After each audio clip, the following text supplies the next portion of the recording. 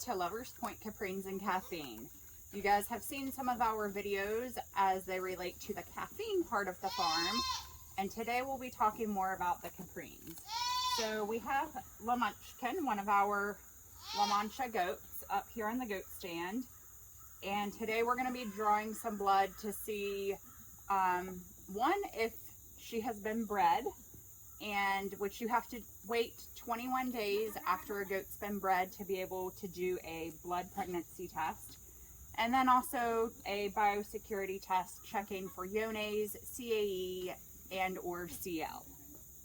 So, warning to anybody who's squeamish, there will be blood in this video, because I'll be getting a draw from her carotid here, and we'll show you the easiest ways that we found to do it. We're not experts by any means, but we've learned, so we'll be doing that today. If you come in closer, Few simple things that you need. Obviously a syringe. The one that we are going to go ahead and do 5 milliliters. You want to make sure it's nice and sterile. You want to, we've already cleaned and prepped the area, but you do want to clean and prep it. And make sure the needle's on nice and tight and secure. Draw the syringe back. Push it forward just to make sure that it's working properly before you begin. okay, so Mary will hold Munchkin's head up.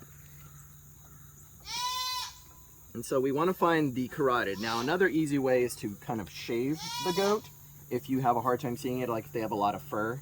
But in her case, I think we might be able to find it. Can you lift her head up for me? Thank you. There's a muscle right here, and then there's like a little soft space in between that and her throat. That's where her carotid should be, or will be. And so that's where I like to press on it to see if it starts pooling, so I can identify it. Now, I'm gonna go ahead and shave her so that you guys can see that. And also because I think it'll make it easier for me.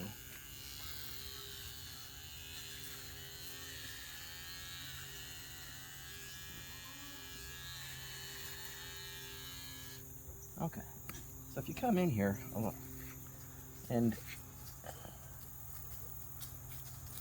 she's being a little bit difficult. So lift her head right there.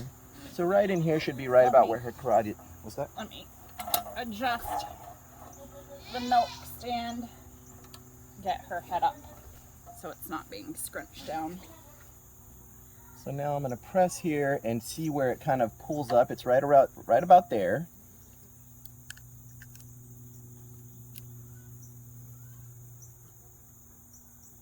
Go in at an angle so you don't puncture the carotid.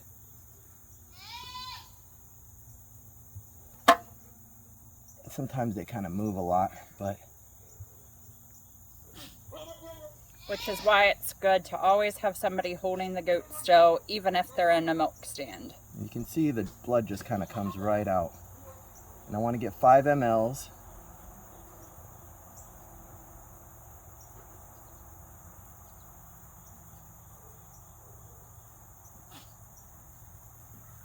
Cap this so that you don't poke yourself. And here you see we have 5 mLs of blood. It's really not that bad. It doesn't cause them too much trouble. I think they dislike the being held in that position more than they care so much about the needle draw. There's not much blood coming out of them at all afterwards. And then we take it. You got a red top tube. You take the needle off. Straight into the center, and it just goes directly into the tube.